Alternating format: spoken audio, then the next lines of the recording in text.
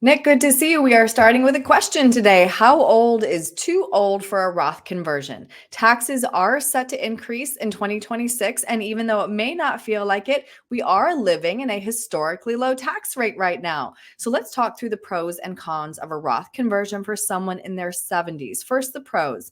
If you convert your IRA to a Roth IRA, you and your beneficiaries will have tax-free withdrawals.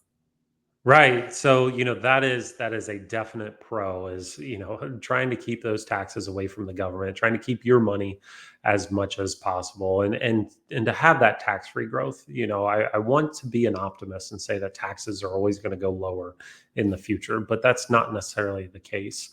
We're seeing higher and higher taxes as you saw in that marginal tax rate chart there. And I think these are just going to keep going higher and higher at this point in time, unfortunately. So Mhm. the pro, if we do have those higher tax rates in the future, then at that point in time, having money in that Roth account that's growing tax free, and we take it out later or we pass it on to our beneficiaries, now all of a sudden it's passing to them or it's coming out to us at a tax free, on a tax free basis at Right. that time. All right, the next pro, no required minimum distributions, which means that you will have more control over your tax liability. Right. So, just a recent law change on your Roth 401ks now allow that no Roth IRA has a required minimum distribution for the primary owner and the spouse. So you can continue to have that Roth IRA even after you reach the age of 73 or 75 and not be required to take money out of those Roth IRAs, Mm, and passing it on to the next generation, to a beneficiary, to the children. They have a required minimum distribution, but guess what? It's passing to them on a tax-free basis as long as they're following all the rules with it. But it is a definite benefit to have some money, over there on that after-tax side of the fence. That if we know that taxes are going to go up in the future, whether it's in 2026 or beyond that, at some point in time, our country is going to have to pay the piper on our debt, and taxes are going to be one of the low hanging fruits to do that.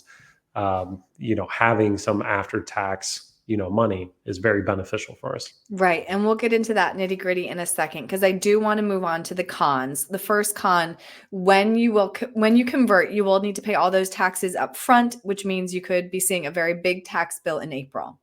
Right. So you got to be very careful of this. It's not just walking in and saying, "Hey, I want to convert all Right. of my money over to or over to Roth IRA and try to pay that tax bill, in a year." We always talk about bumping the bracket, keeping yourself in the current tax bracket that you're in, whether it's 10, 12, 22, 24, or so forth. But at that same token, not pushing you up higher to where additional taxes. You've got to be careful of Medicare costs. Your Medicare could be a little bit more expensive depending on the conversion that you do. There's different things, from it, and none of us want to pay an additional tax. I always tell people pay your fair share, but don't tip the IRS. And by doing that, you want to get as much as you can into that Roth IRA, but don't push yourself into higher levels that causes some excessive tax. Right, right. Okay, so next con, this is what you were touching on a second ago, uncertainty over future tax rates. They could go higher, they could go lower.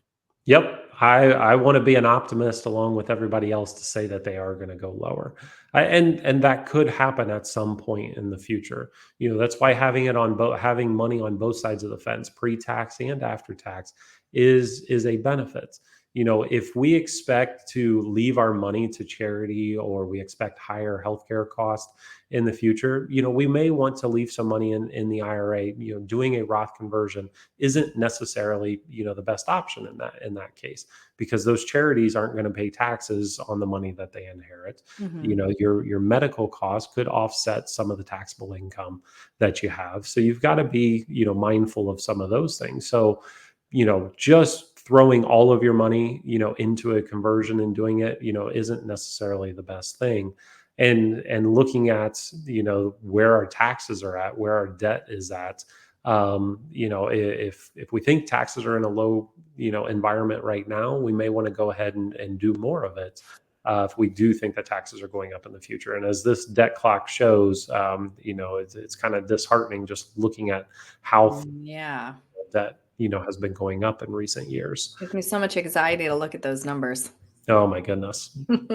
You're right, though. They have to get that revenue somewhere. They either need to decrease spending, which the government does not like to do, or increase taxes. Great point. So Yep. brass tacks then, Nick. Let's say I'm 70 and I can pay that tax bill in cash. Is the answer a yes? At what age does the yes become a no? There's not technically an age that it becomes a no, because these assets are staying with you, with your family, with your beneficiaries. So we have to look at this on a long-term basis. It all comes down to income, where your income's at that year, where the tax code is at, and what makes sense. This year could make sense to do a Roth conversion. Next year it may not. There may be some other outside influences that say, hey, you know what, let's take a year off of doing a Roth conversion, but then it starts up again, after that. So you have to sit down and look at this on your own individual basis. And just because somebody else, went ahead and made a Roth conversion this year and told you how great it was, it may have worked for them, based on their certain circumstances, but it might not work for you. Interesting. All right. Well, then, Nick, if somebody wants to crunch the numbers with you to see if a Roth conversion makes sense for them, what's the best way to reach you? Right. They can reach out to us online, our website, iconberryretirement.com. You can schedule an appointment from there, or they can give us a call, 937-498-1128, and set up an appointment to go over their situation. Great. Nick, thank you. Thanks, Erin.